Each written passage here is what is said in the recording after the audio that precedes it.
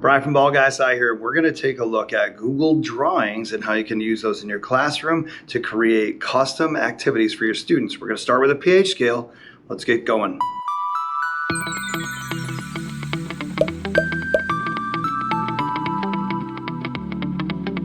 All right, so the pH scale is something that I teach as a science teacher all the time, and it's one of those things that I want my students to be able to create on their own, or if I give them one, I can manipulate it and have them do that as an activity. So I'm going to jump in. We're going to show you in Google Drawings how you can create this, and then also how you can farm this out to students and help them really get some tech skills and to show you that they really get it. And at the end, a little quick tip on how to use this in FlipGrid for a really cool assignment.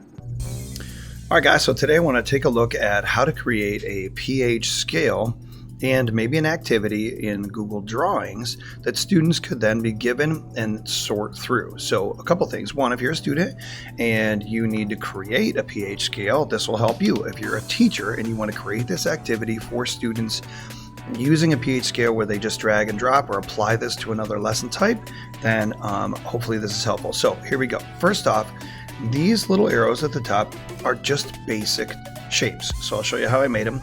Click on the Shapes tool, go grab an arrow, and there's a couple different ways you can do it. You can grab a solid arrow and then add some boxes. So I'll do it that way just because it's different. I'll drag out an arrow. Once it's out there, actually I'm going to shorten it. And then what I'm going to do is I'm going to go to the paint bucket, I'm going to go to Gradient, and I'm going to go to Custom. So now what I need to do is think about these two boxes at the end. So if the pH scale, I'm looking at the purple range for maybe bases. So I click on this little guy and then I'm going to change the color. And let's say this is going to be more in the blue-green range, which is hard for me because I am in fact colorblind. So let's hope we're getting close. And then on the other end, this one is going to be in the dark blue-purple range. So I'm going to make that one a little more on the green side. So let's just go there and hopefully that's a little bit better. Now what I want to do is I'm going to hit the angle. So I don't know what it's going to do when I think this is it. So what I want to do is change this to 0, and then you'll notice if that's the right direction for your arrow. If it's not, you can always just change that angle and hit OK. So now I create a gradient that would be similar to what we'd see on a pH strip. So for some of these, you'll actually see pH strips that are solid color, and you might want to chunk them out for each pH number. So you'll choose this and then you wouldn't use the gradient. But I can just copy paste that guy in, move it over, and then once I get him in there, change this to, say I'm back more near the solid color, so I'm getting back more near the neutral range. So I want to go with this, and then switch to the yellow orange. And I did the same on the other side. So that's basically how I made those. I'm going to go ahead and delete them. These are just inserting.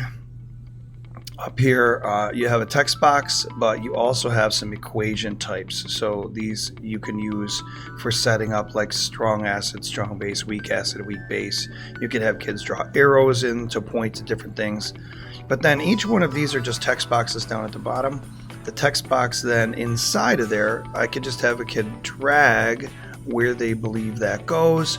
And then, of course, they can just put it, you can set it up this way and they drag them in, and then they're good to go. So all the numbers, obviously all the stuff's editable.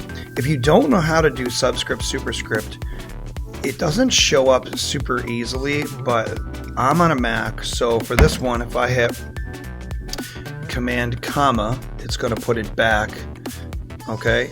Or down here, if I want to add in so I have H plus or H3O plus, this plus, if I highlight it, then Command or Control on a PC and period will put that back to normal or up. So if you really want to make proper notations for your sub and superscripts, or even if you're a math teacher and you need to do exponents, that's the way that's going to work, exponents and subscripts. So there's a couple different ways you can do this with students. If you want, you could just create a Google drawing right up here, and then when you share that out, you make a copy for each student in Google Classroom, and then they are good to go. They can double click in here, change anything that they need to because they are the editor. Or if you wanted to put it in line with something else, so this is a Google Doc, I just called it my drawing test. And what I did is I inserted a drawing from Google Drive, and then when this comes up, so I'll choose it again, you just link it to the source, okay?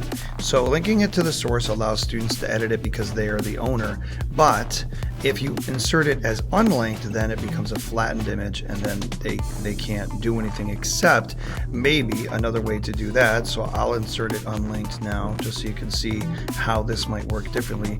You click on it, you have no options to edit. So then what you might have students do is, if this were like a CAMI assignment or they could annotate on top of it, then what they would do is highlight or draw arrows as to where something goes. So you might want to create a more exploded view.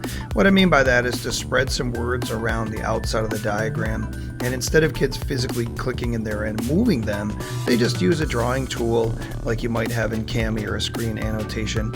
Or, awesome idea, pop it into FlipGrid. Have those kids pull the image up in the side panel and then literally just use their laser pointer to describe exactly what word's going to go where, and then move on.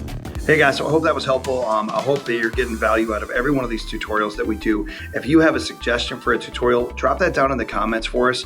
That would be really helpful. But also, if you haven't seen our other tutorials on FlipGrid, on Google Docs, on Edpuzzle, all sorts of remote teaching tips and ed tech tools, check that out right up here. I hope that's really helpful to you. Hope you're having a great day, and we will catch you next time.